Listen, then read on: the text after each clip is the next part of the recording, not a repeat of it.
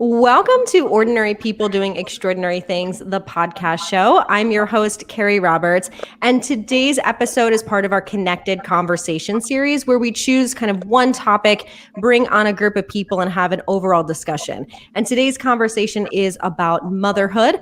I am not a mom myself, but I have four fabulous women here who are. And before we kind of get into this talk, I'd love for each of you to just say how many kids you have and their age so we can get an overall idea. So Patty, I will start with you. I have two sons, 36 and 34, and three granddaughters, 5, 2, and 6 months. Oh, I love it. Lee? I have two girls, 25 and 22. Alicia? I have a daughter who is 16 and a son who is 13. And Carina? I have 3 boys, 13, 10, and 4. So we have a nice variety here, which I had done on purpose to really kind of look at from adult to kind of, Lee, I would say your kids are like young adult to teens to young kids, kind of a whole mix. So my first question to start, and Alicia, I'll start with you. When you were young, did you imagine yourself being a mom? Was it something you were like, yes, I'm going to have my own kids someday? Or was it something that happened or something that you kind of fell into later on? Wow. It's interesting because at 14, I became a diabetic, insulin-dependent diabetic. And right after I got diabetes, I remember watching the movie Steel Magnolias and was like, I will never have children. Like you get diabetes and then you have a child and you die. So it was not a very good experience for me.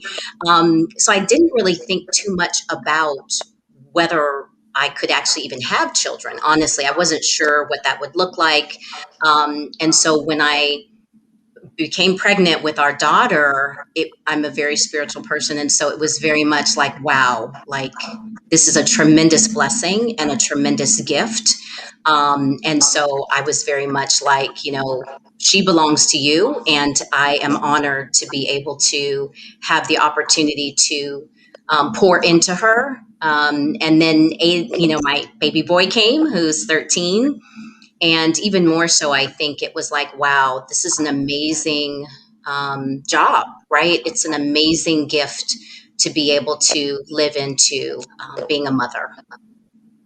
I like that. Thank you for sharing that story. Lee, what was your thoughts? Did you have something similar? Was this something you dreamed about since you were a kid? What do you think?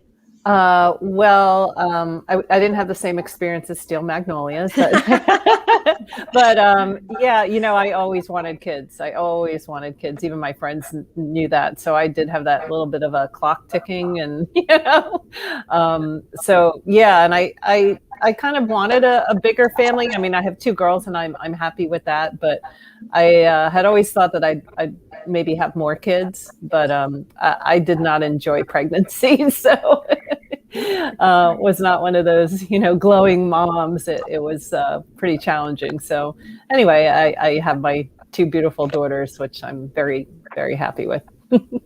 I like the honesty. I always appreciate that. Carina, what about yourself? I always wanted to be a mom. Whenever in elementary school, they would ask you, what do you want to be when you grow up? I would say most of the time, mom, sometimes artist. But yeah, I always knew that I wanted to be a mom. I love that. And Patty, what about yourself? Well, I think I grew up in the era where it was kind of that expected, get married and have children. I didn't grow up around a lot of little kids, like cousins. I didn't have young cousins. I didn't have really... I had a younger brother, but he was 18 months younger. So I didn't grow up around a lot of little ones. But I certainly, when I got into my mid-20s, I very much wanted to have a family. So I was 30 when my oldest and 33 when my youngest was born, and just thrilled. So. Yeah, I think, it's interesting when you talk about, again, generationally about this feeling of motherhood. Like I said, I don't have children and in my 30s, and there's varying thoughts that people have. One of the things that I think is interesting is just, let's start from the beginning, is the pregnancy. You hear horror stories, you hear great, you have people that, like Lee said, some have glowing pregnancies. Some people, their first one was great and their second or third was terrible. And they're like, I'm done. Like that was enough. What was kind of the pregnancy experience like for you? Was it something that was wonderful, not so great, what you expected? Because again, you don't know when it happens the first time. Lee, I'll start with you since you had said it was not your favorite part of the motherhood, but was it better, worse than you expected? How did you feel? So I was morning, noon, and night sick. And for many, many months, it wasn't just like the first trimester. I really was sick for most of my pregnancy, both the first, and I was worse with the second. So it was kind of a surprise. That's why it took me so long. My girls are almost 4 years apart. So it took me enough courage to go for the second one because I had that fear about being sick all the time and working and trying to travel and, you know, trying to manage that awful feeling. It was tough. And I also say the second one, I had other issues, you know, I had back issues and the swelling and heartburn and carpal tunnel. So it was just like, labor was a breeze for me because I'm like, then that's bang done over maybe, you know, in a day or two. But pregnancy, yeah. So it's funny, even now when I might get a stomach virus, I'm like, at least I know it's going to end sometime. Pregnancy, I did not know. With Katie, I was sick up until 7 months. I mean, literally getting sick. So it was hard. Yeah. Carina, did you have a similar experience or were you one of those glowing pregnant women, would you say?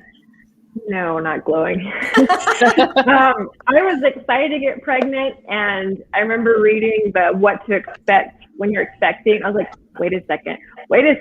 No one told me about this, but you're already pregnant, so you're along for the ride. I loved feeling the kicks. I loved feeling the hiccups. That was probably what I loved about pregnancy. The rest of it, not so much.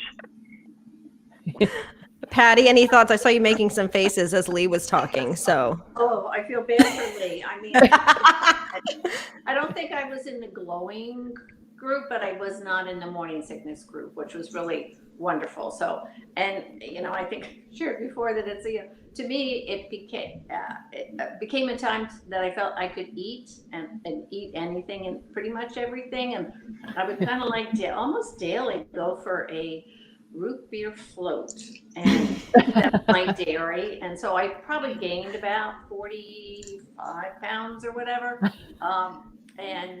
You know, had cesarean for the first. And then, so at that time, again, you know, it was kind of then a planned cesarean for the second, who was even a larger baby. But again, times that were also, and then that the outfits you wore, as I've shared, was those tempting dresses. So, you know, they just didn't have to worry about what you look like. That's true.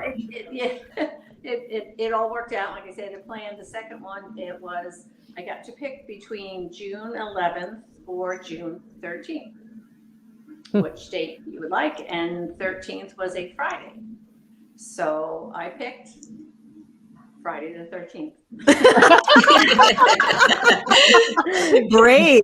I feel like that was a brave choice. Well, it's always been a lucky number in our family. And where I live my address is 1313. And I've had, you know, relatives born on Friday the 13th and the 13th. So it was, to me, a good omen. So. Oh, I like that. Alicia, did your Steel Magnolia terribleness come to fruition at all? Or were you like, oh, it wasn't that bad and I was okay? No, I mean, similar to Patty, again, I was a high-risk pregnancy going in, being a diabetic, and so I was monitored very closely. I had I think 4D or 3D ultrasounds all the time. But I did have morning sickness, but I did enjoy, I think similar to Carina, you know, the kicking and the movement just, you know, made me feel alive, I think, as well. But at the end there, I think similar to Patty, I did have an emergency C-section with our daughter. And because of that, it was funny. My mom, and you know this, Carrie, but my baby boy was not due until October 11th, and my birthday is the 14th. So I was like, oh, I'm going to have a baby that's going to be, close to my birthday. Well, my mama showed up in town, and my mother-in-law was there too at the time. And my mama was like, you just need to go ahead and have this baby on my birthday, which is September 26th. And so interestingly enough, my mother-in-law ended up going into the emergency room. I had actually been at my OB that morning on September 26th, and she was like, you better not have this baby tonight because I'm off duty. And I ended up leaving that appointment, coming home. My mother-in-law was really, really sick. We ended up going back to the emergency room on September 26th, and my baby boy was born September 26th on my mom's birthday via a C-section, similar to Patty, because I already had one C. They did another C as well. So it's been interesting. My mother and my baby boy are connected for life. So it's a good thing. Oh, I love that. It seems they come when they're ready, which is interesting. When did you, and Carina, I'll start with you on this. When did you feel like a mom for the first time? Was it when you got pregnant? Was it when you held the baby in your arms? Was it later? When did you feel like I'm officially a mom, just internally for yourself? That's a good question. I guess I considered myself officially a mom once my first baby was born. You're doing the mom thing, so I considered myself a mom. Don't know that I was super great at it yet. It takes a lot of years to kind of, fine tune things, but I would call myself a mom. Yeah. I remember I had friends and they had their first kid and they said they were like, it felt like it wasn't theirs. Like it was almost like, what's this kid doing here? Like it was just kind of a strange experience. Patty, did you have that feeling at all? Or did you feel like a mom pretty much right away? Yeah, no, I think it was more, as soon as when he was born, and I think having gone through the cesarean, but still awake, and when they put that little baby on your chest, it's just, that was it. It was just, yeah. So that's when I felt, oh, mom, for sure. Alicia, what about you? I would have to ditto Patty. I think I was very intentional about wanting to breastfeed for 2 years for both of them. And so I think at that point where they put Talia, my first from the C-section onto my chest, and it was like, oh my goodness, like this little being belongs to me and just came out of my tummy. And yeah, it was real. She's here. Yeah. Lee, what about yourself? Yeah, I think it's the same once, your baby's born and you hear them cry and I didn't even know what I was having. And I was so glad she was out or it was out. I was like, what did I have again? Like a girl, good. But I do remember, they back then, I don't know if they still do that, they take your baby and bring it back to the nursery so you can hopefully get a little bit of rest. And I remember I'm finally starting to rest and she's on the other side of the ward, and I hear a baby crying, and I immediately knew it was Meg. And just after I started hearing her cry, the phone rang and said, "Could you come and get your baby?" And that's when I was like, wow, it's my baby. I recognized her cry and she needed me. So that was kind of like oh. And then she just kept crying, but that's another story.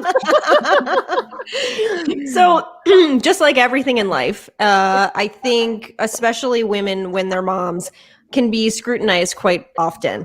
Again, I'm not a mom, so I can't speak for my experience, but I've heard from other moms where I hear it where people say, well, you have to breastfeed your baby, or you have to feed them this, or you have to do this. And there's kind of this idea of like what you have to do as a mom that either comes from society, from your own parents, from maybe you feel you have to do. Can you talk a little bit about that at any point in time, whether it was in the beginning or later or now, where you felt in some pressure where you had to do something and you realized, I don't need to do that. I can do it my own way. Patty, did you have any of that? Well, maybe mine was a little different experience from the standpoint at the time when my children were born. I was working for the federal government for actually in charge for the region of the WIC program, Women, Infants, and Children program. Mm-hmm. And so being very much a part of that program, there is a lot of information, materials, education, around feeding children, infants and all. And so, I had that information, and I was comfortable with that information. And, and of course, that certainly encouraged and promoted breastfeeding, and I wanted to do that, and I saw major benefits with it. I ended up, needing to go back to work relatively soon, so the idea of being able to breastfeed for, a long period just wasn't working for me. And I think, though, in that respect, I did have the support and encouragement from my mother, who was a registered nurse, to say, yes, it's wonderful to breastfeed, but if you can't do it for as long as you want, for a year, whatever, there's no criticism to that, or there's no shame to that. So you kind of have to go with what you can do and what you're comfortable with, because that ultimately is really what's all best for the baby. So I can. Patty, you've talked about your mom on this show before, and I just have to say, she sounded very ahead of her time. I feel like you talked about how she was like, a man's not a financial plan. You don't have to do what you need to. Like, I just love her confidence and how that kind of came through you as well. Alicia, anything that you felt like pressure either from society or anyone that you on anything, and then realized like, wait, no, I'm going to do it the way that I feel is right for me and my children? I mean, I think connected to Patty too. My mom breastfed me, and I was really interested in ensuring that I had it set in my mind that I wanted to breastfeed my children for 2 years. And, but I was working. I mean, I went back to work, I think at like 6 weeks after Talia was born, after our oldest was born. And I think what was different is that I was told, like, you're going to have to stop breastfeeding. Like, you're not going to be able to keep it up. And I was like, no, I'm doing this. And so I was super grateful that at that time I was a regional HR manager. I had my own office. And so I pumped at work, and I stored it in the refrigerator and then was able to bring it home to my daughter. I also, was blessed to be able to have a daycare that was like 5 minutes from my office. And so I could go over at lunch and nurse her. And so I think for me, it became that kind of the opposite, like, you're not going to be able to do this because you've got to be at work and you've got to do this and this and this and this. And so you're going to have to stop.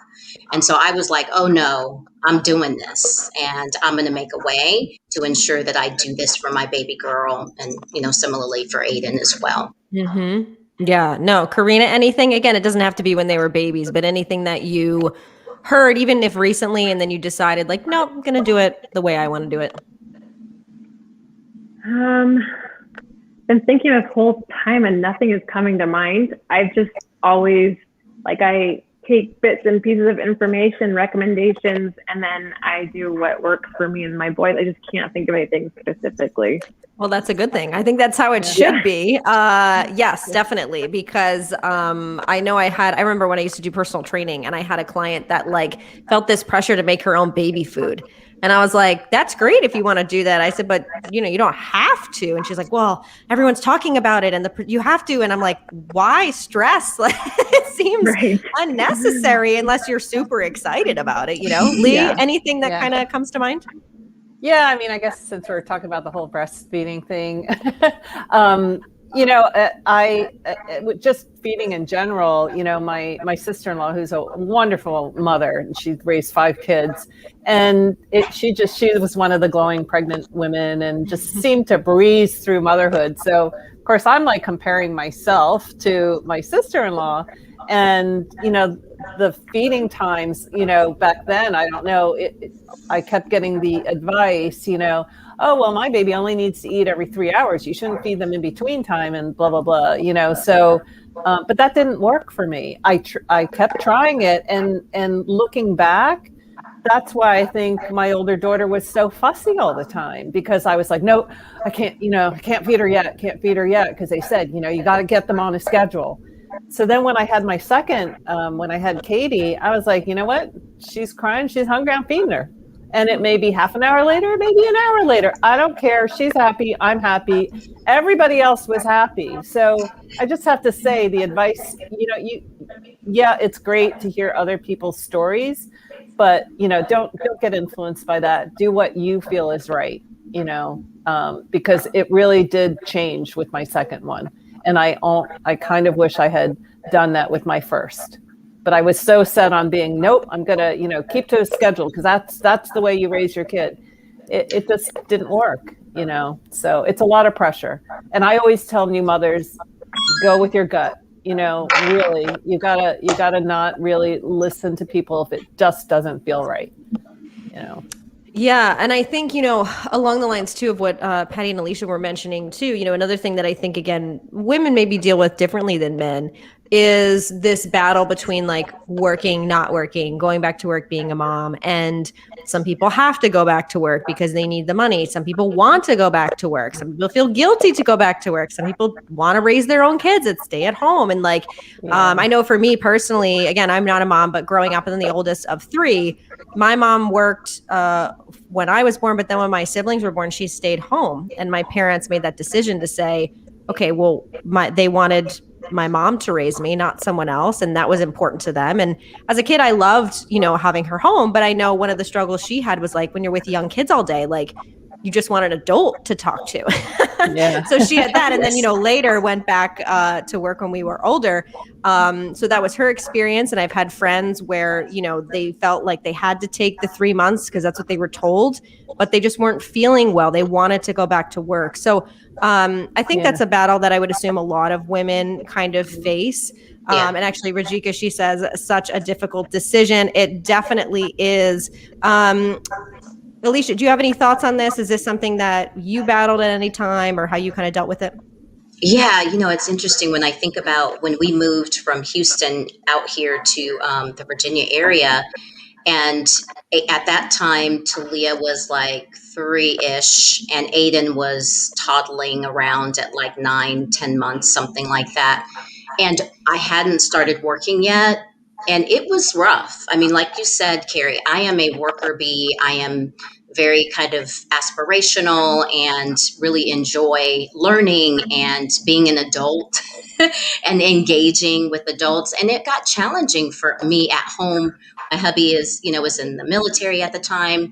And I was at home with these two little people and just was like, okay, this is not like I need to be around adults, and you all need to be in a space where you're engaging and socializing with children.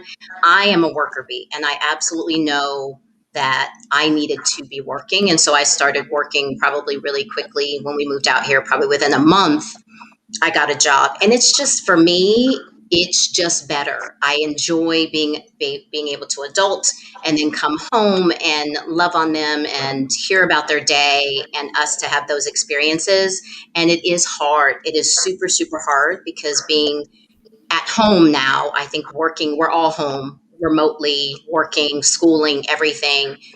Even this is beautiful and we're in each other's spaces all the time. And at the same time, I'm busy, I'm working. So it is a hard thing to do. And at the same time, I think for me, it was good for me to be able to work, and it was good for them to be able to be around other little people and engaging and socializing and doing the little people stuff.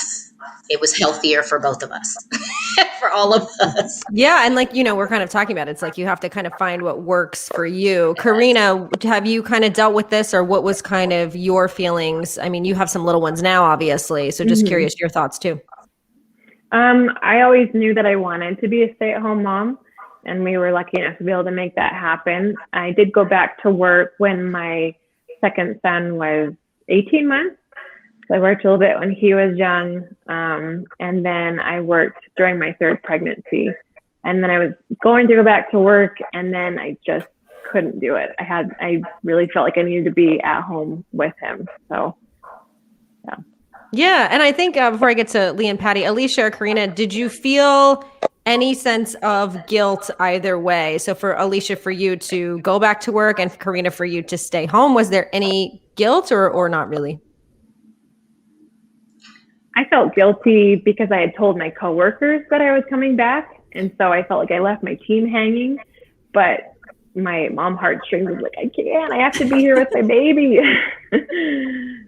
Yeah, and I think for me, you miss them because again, we had just moved from Virginia here to the DMV, but I was already when we were in Houston where they were born, I was already a worker bee. So it was already they were in in-home childcare facilities. I was at work, so we had already established this is what mommy does.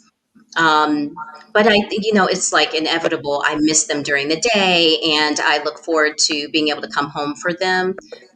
So I don't know if I felt guilty because I just knew what was like healthier for all of us in my household anyways. Yes, that's good. Patty, what are your thoughts here? Well, I was in a situation where I needed to go back to work. So, and relatively soon. But there was a big part of me that always wished would have been able to be to be the stay-at-home mom for at least the early years. It just wasn't in the cards. So there was that, kind of always that pull. I'm not sure if it was guilt, but it was just that kind of pull to wish to be able to do that. And I had to travel with my work. And so, but I was fortunate that I had my parents, I had my sister, I had this great support system helping me, through everything, because when they were relatively young is when I really was a single mom. So it's, but in hindsight, I think it probably, as many things do, worked out for the best because I think, similar to Alicia said, I think I really am a worker bee. And so I think it probably worked best that I did go back to work. I had my career. I had a great career and all of that. And they turned out fine. So the fact that I wasn't able to be what I wanted to be, kind of that more stay at home, but only I think because of the support system I had around me. Yeah, which does make a difference because some people don't, their family's not there, they're not alive. And so, they have to kind of rely on themselves. And like you said, especially families that they don't have anyone around and they need the money, even if they want to stay home, it's, I would imagine, a really challenging thing to kind of decide. Lee? Yeah. I mean, it was definitely hard going back to work, but I also was fortunate that my parents, with my first one, were able to watch her 1 to 2 days, and then my sister-in-law watched her, so she was very close by. But I do remember some instances, and particularly when it was after her, it was at her first birthday party, and I had to leave for a work trip the next day, and she hit her finger. And she cried and she went to my sister-in-law. And that just broke my heart. And that was when I was like, I want to quit my job, and then I'm counting the hours. She's only with me like X more hours than she's with my sister-in-law. So it was really, at times, really hard. But I think then I really worked hard towards having a more flexible schedule and trying to be able to spend more time with both my kids. And fortunately, when after Katie was born, I was able to have somebody live in the house. So I would work at home and I would be home more with the girls. But, so for me, I did want to go back to work, but there was definitely some guilt. But then I just worked hard enough to say, I want to try and be the classroom mom, and do all those things that, some of the stay-at-home moms can do. So just finding that balance, and I give stay-at-home moms a lot of credit because it's a lot of mental and physical work, but it's very rewarding. But, sometimes I think, when I had the maternity leave and I was home, I was like, wow, this is a lot of work. It's very stressful in a way because you got to get everything done and also be there for your kids and everything else. So, I think I feel that both ways, you've got pluses and minuses, and you just have to decide what's right for you and don't listen to other people. Yeah. Again, Our theme. Because I got a lot of like, oh, you got 2 kids now, maybe you should stay home because you can't afford daycare, or, maybe you should be home with your kids, so you get a lot of that, I think, on both sides. Yeah, no, I agree. Like I said, I grew up with my mom being home. And again, the plus side of being home every day and how was school and having those conversations, but also her just being exhausted with the three of us sometimes. And again, needing that kind of adult conversation, or just like, sometimes she would just be like, guys, stop saying mom. Like, just, I need a moment. You know what I mean? So, when I'm talking about my mom, I'm curious if you want to share, how do you remember kind of growing up with your own mother? And were there anything that you kind of took with you that you were like, wow, I really appreciated that my mom did this for me. That's something I'd love to do for my children. Was there anything that you can kind of think of, whether it's big or small, or a lesson you taught, or, I always went to the park with my mom, or whatever it is, anything that you can think of? Patty, I'll start with you. Well, I'm one of four. My older brother, 6 years older, and then I have a sister who was 18 months older and a brother who was 16 months younger. So, and this is, again, was the early 50s. And so I do remember my mother saying, with having the three of us also close, and of course there's cloth diapers and all that stuff. And she basically said it was the worst 5 years of her life. Lots of laundry. Oh. So perhaps that influenced me spacing mine a little bit more. 2.5 years, but no, I think it's like you said. So she was just busy, but she did, to me, was a wonderful role model, because she was at home. She had to be at home with all of us that young, but then she did end up going back to work when we got older. And she, again, registered nurse. She started out went back as a school nurse, so that her hours and all that kind of stuff kind of worked to be home as much as she could. But so I think it was more just, as I say, the role model of trying to balance things, but also being open to admit this was it was a hard time. Yeah. Again, the honesty, which we've learned from some of the lessons you shared before. Carina, anything that you really enjoyed from your mom as a kid that you've kind of tried to instill with your boys now? I just have lots of memories of my mom just making lots of creating fun activities and opportunities. I loved going on outings. She always had crafts. She would let us bake with her. It just kind of made childhood magical. I'm sure it didn't feel magical to her, but I just have a lot of memories of she made things fun. And so I really I love making my boys smile and laugh and just try to make things fun. I like that. And Carina's a very talented artist. I remember, for those listening, watching, Carina and I went to high school, and always remembered you being a talented artist and writer. And now you do a lot of that now. So it's great for you to instill that with your kids too. Alicia, your mom is with you in town this week. She is. Yes. So, yes, what would you say that you loved with her when you were a young kid that you've instilled with your children? Well, I mean, yeah, I could talk about so many things, and we were sharing things before I got onto this streaming thing too. But you know what? I don't think I loved it as a child. I appreciated it. I appreciate it now, but we worked around the house. So we were like sweeping and mopping and doing laundry and cleaning baseboards and like working. Like we were invested in housekeeping and the household and making our home nice, right? And so that has absolutely stayed with me now, where we have our like family cleaning day every other Saturday, and everybody has something that they're responsible for doing that contributes to the upkeep of our home. And so I think as a child, I hated it. Why do I have to wash these baseboards? Who's down here on the baseboards? Who cares about the baseboards and this and that? But that, like, this is our home, and we should all be invested in keeping it clean and tidy. Has absolutely stayed with me to this day. And I appreciate that, and have been able to pass that on to our children to know that, like, look, we have been blessed with this home, and so we should all do what is expected of us to keep it up. Hard as it is, you need to do your laundry, you need to be able to cook, you need to be able to wash dishes, clean bathrooms, etc. Because you're going to have to do that on your own one day. So that is, there's many things, but I think that's something that definitely I continue to live into today. Yes, I when I think about my own parents of like, yeah, things maybe you didn't like as much, but now you're like, wow, I appreciate that they made me work. All three of us had to have a job when we were 16, and understanding you pay for things and how that serves you later in life. So I totally get that. Lee, what about you? Yeah, I think my mom, she came to this country and did not have any life skills, so didn't know how to cook, clean, do laundry, anything. And she learned all that.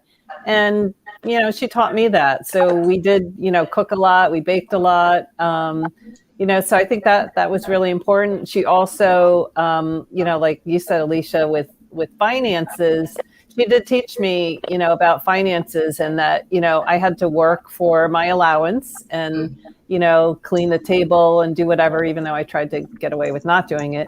And then to make extra money, if I wanted to save for something, she would give me extra things like cleaning the cabinets or going to weed, out in the lawn, or, clean the refrigerator. And those are some of the things I've done with my kids too. I'm not just going to buy you whatever it is, it was Uggs at the time, you got to work for it, and here's some jobs, and I'll put it on the bulletin board how much you're earning. And then, you can make the money to buy what you want. So those were some of the lessons that my mom taught me. Yeah, no, it's definitely, like you said, sometimes those not as fun ones are equally as important as the fun ones. Yeah. So, Patty, you have the oldest children of this group. I'm curious, was there like a favorite age that you really enjoyed? And what lessons or what advice would you give to with the other moms here that have younger kids than you?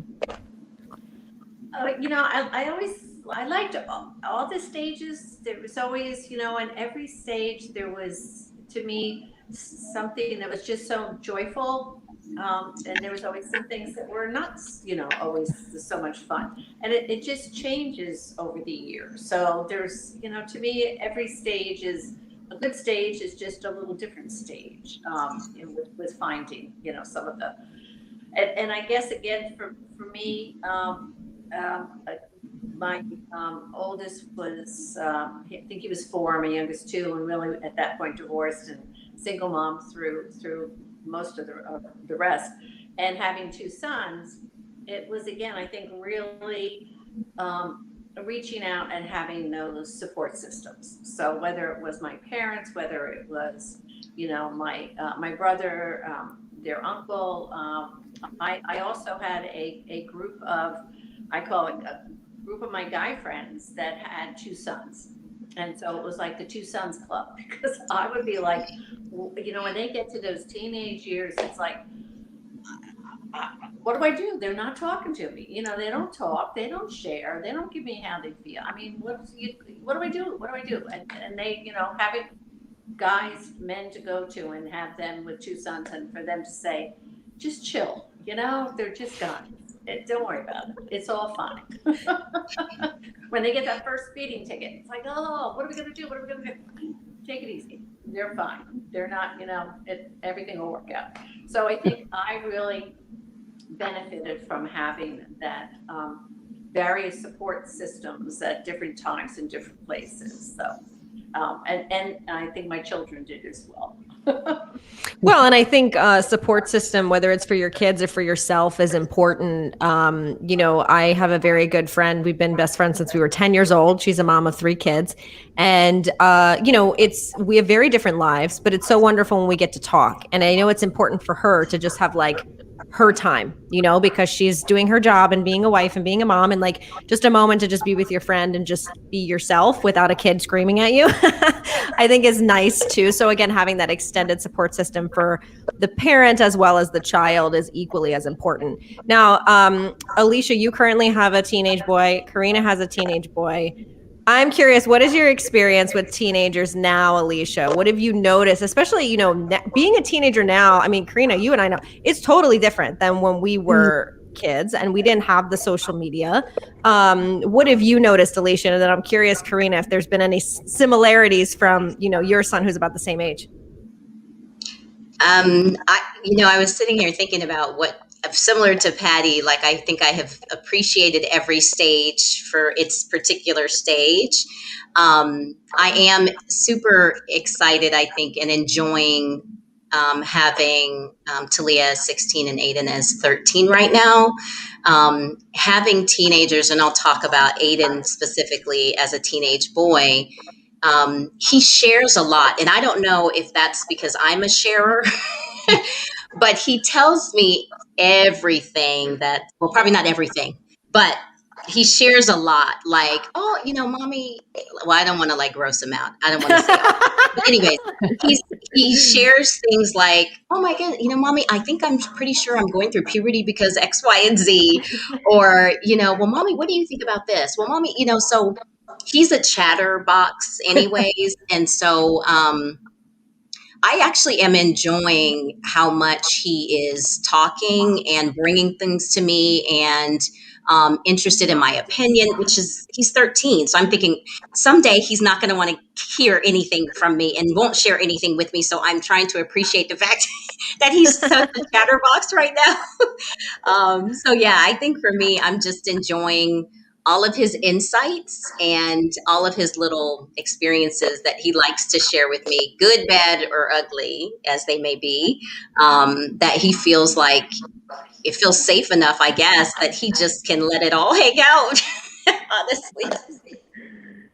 Well, I think it's good. You guys know, but Carina doesn't. So I used to teach Alicia's children dance when we were down in Virginia. And the part of the reason her son is on this show is because of exactly what you just said.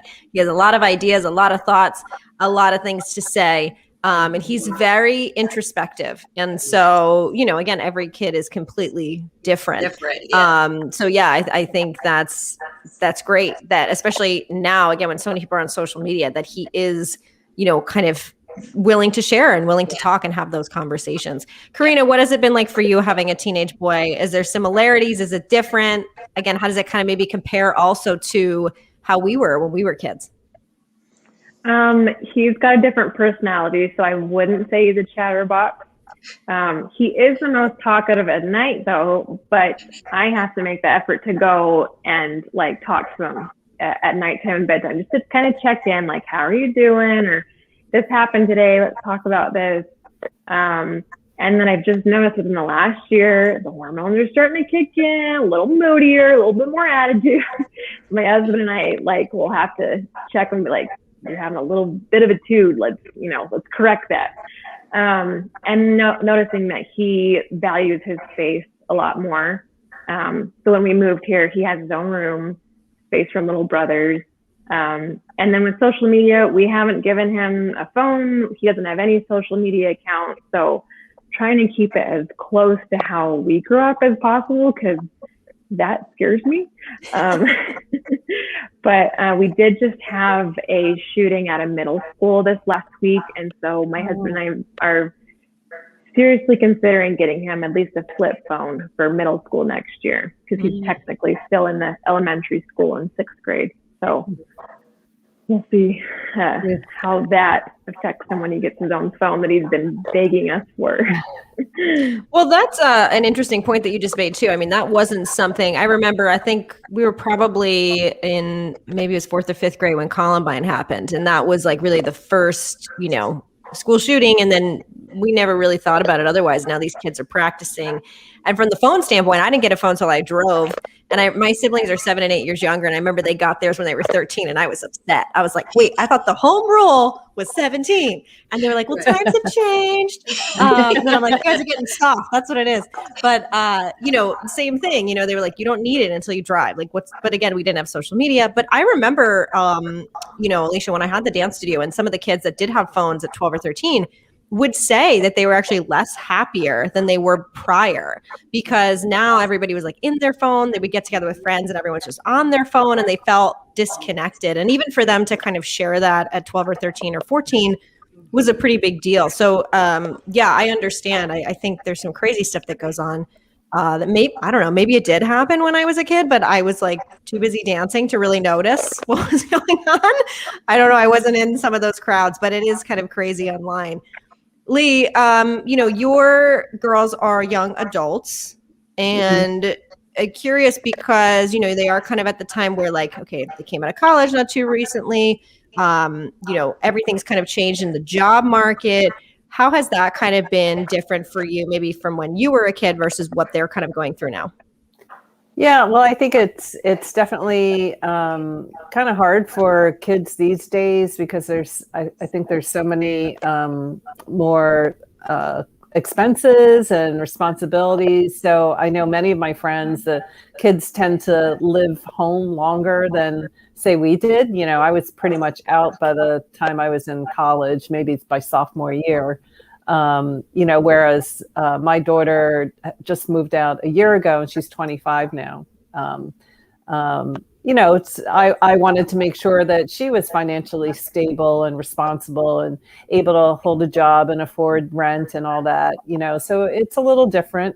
And my younger one, she took a year off because of COVID. She'll finish her senior year next year, but I'm already planning that she's probably going to be home with me for a little bit. Luckily, they still liked me and were able to stay home. But I think it's really hard, and I'm sure, especially now with COVID and maybe not having the same resources and internships and things like that for a lot of the kids who graduate now to be able to figure out what they're doing. So it's a lot different. I don't know. Well, I would wouldn't want assume to go through it again. Well, it is. I mean, yeah, that's what I'm saying when I look at, kids today. It makes me sound super old when I say that. But like when you look at, again, the social media, the different things that they have to go through. I laugh, being in my 30s, and I look at TikTok and I'm like, I told my family the other day, there's something on TikTok because again, it's curated content. So it's some 18-year-old telling, us in our 30s what it means. I watched it 3 times. I did not get it. I was like, I don't know what's going on with some of this stuff, and like just funny. And I'm sure we had that when I was young too, but for better or worse, things that kind of change every single generation. I think it's funny. What would you say, and this is for each of you, Patty, I'll start with you, is the best thing about being a mom, and what's the hardest thing about being a mom? And that can be in general or maybe at a certain period in time. What was it for you, the greatest and maybe the hardest thing, you think? Or one of the greatest, one of the hardest. To me, just being a mom and and having 2 children and just watching them grow and doing your best as you can to help them in that journey and continuing that and supporting them and and just seeing them grow and seeing them follow their dreams and their passions, whatever they may be. And so to me, it's just, it's the most wonderful thing. It's not, no regrets one way or another. That, and I don't know, hardest thing, maybe it's just, like I said, just different stages of, particularly again, being a single mom was just trying to get through some of those difficult lifetimes that they have and helping them through and feeling like, how can I best help them? And how do I give them that support, but also encourage that independence and, and both my sons know one of my favorite songs that Rod Stewart, the Forever Young. And there's so many lines of that song, and they know, growing up when it came on the radio, it was like, you got to listen to this song. This is what I think, this is what I think. I'm be behind you, wherever, whatever you do and wherever you go and how I want you to grow up. And I think there's a line in there, something along the lines of, when you fly away, I'm hoping I served you well. But all the wisdom of a lifetime, no one can ever tell. So you just, you hope that you're doing the best you can for them. And they're 2 wonderful men at this, so I couldn't be happier. And now with 3 granddaughters, it just, over the moon. There's always, my parents are going to be grandparents for the first time in July with my brother and his wife having their first baby. And there's always, I remember for some reason at the dentist office, there used to be this saying that was like, if I knew grandkids were this great, I would have had them first. And I think like my parents are so excited to like do the fun stuff and then like be like, they're crying here, like the plus side to that piece. So that's exciting. So having the youngest 6 months all day today, which again was a wonderful part of the day, but renewed respect for the stay-at-home moms. You're like, oh, I forgot about this. Exactly. Carina, what about you? What would you say is one of the greatest things about being a mom, and maybe what's one of the harder things? A lot of similar things that Patty mentioned. Like, I just love making them smile and laugh. I love watching them learn and develop talents. I love watching the world through their eyes, seeing the joy with those first milestones. And I just love trying to help facilitate them, but also observing how they navigate through life. And then probably two of the hardest things for me is the lack of sleep, which we're finally pulling out of that stage. My youngest is not the greatest sleeper, and just within the last year, he's finally starting to sleep through the night. Hallelujah. So that's been really hard for me. And then lack of space. I do feel a little suffocated sometimes, even though I love them dearly. But yeah, finding that time for yourself and that me time can sometimes be challenging. Yes, I would imagine. I will say when I visit people with friends, I live by myself. Sometimes I'm like, whew. And you have that. So again, I'm like, wow, it's a lot, that you have to handle as parents, especially when they're real young, because you've got to watch them and they got food everywhere and they're running around and all of that. So yes, I can imagine how exhausting that must be. And the joy of just knowing that you can just sleep for 8 hours is an excitement. So that seems to make very sense. Exciting. Lee, what about you? What's the greatest, one of the greatest, and what's maybe something you thought was the hardest? I think just spending time with them and, having our moments and watching them learn and explore things. And when they're happy with something, you're just, it's like it happened to you, and even like tonight, I was actually cooking in the kitchen with my daughter. We both just had a moment and looked at each other and went, wow, we're cooking together. So there's all those sweet moments, that I just love. Both my girls are very, very different, but I just love spending time with them, and kind of being the friend, but also being their mom, but yeah, having that great relationship.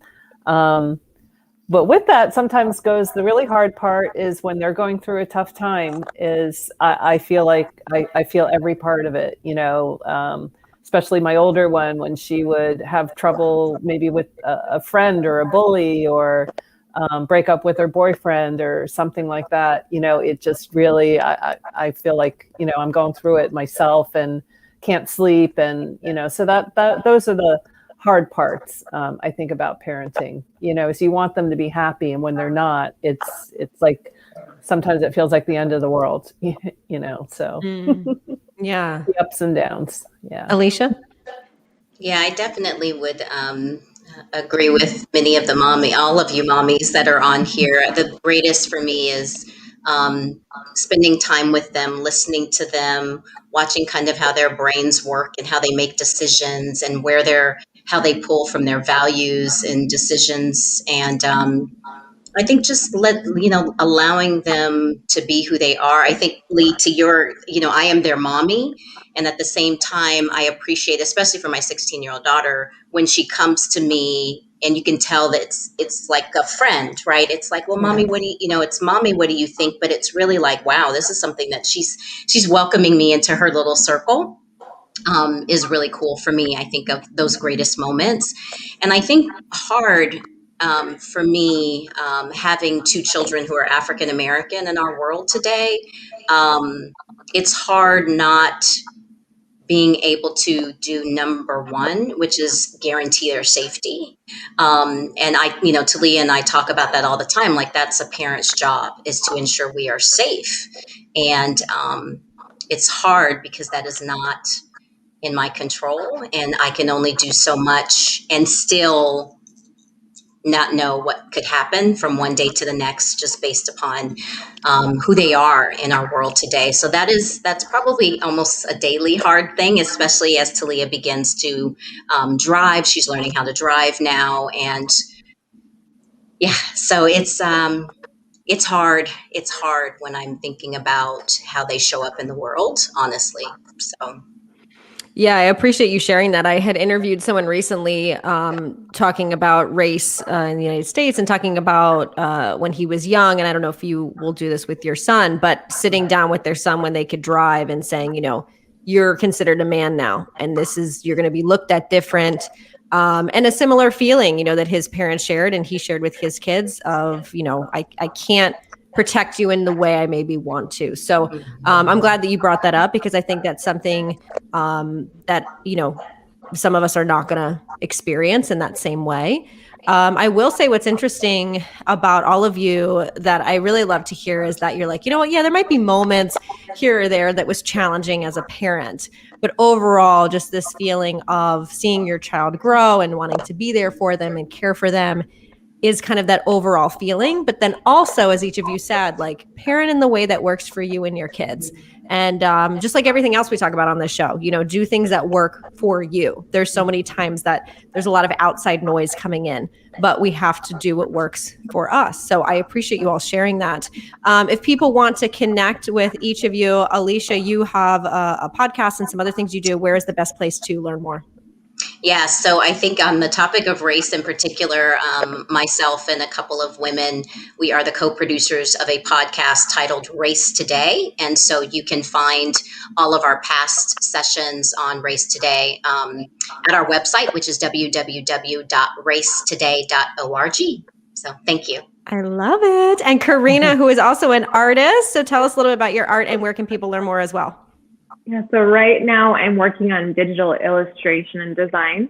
So I have an Instagram account, carina.elaine.designs, and it has a link to 2 print-on-demand sites that I have my designs on their products that you can check out. Wonderful. And Lee is also an artist, as well as, I want to say, like, you're a food artist too. You're a food artist, you're a painting artist. Where would you like to send people if they want to learn more? Well, I'll send you to my art Instagram, which is @artfullee. So it's art FULLEE_created. So that's and you can also see the links to my cake Instagram, which is lychee nut cakes. So it's all there. They look so good as well. Yes. And I want to thank all of you for being here again, kind of sharing your experiences and stories. I greatly appreciate it. And I look forward to connecting again soon. Thank you, Carrie. Thank you. Have a nice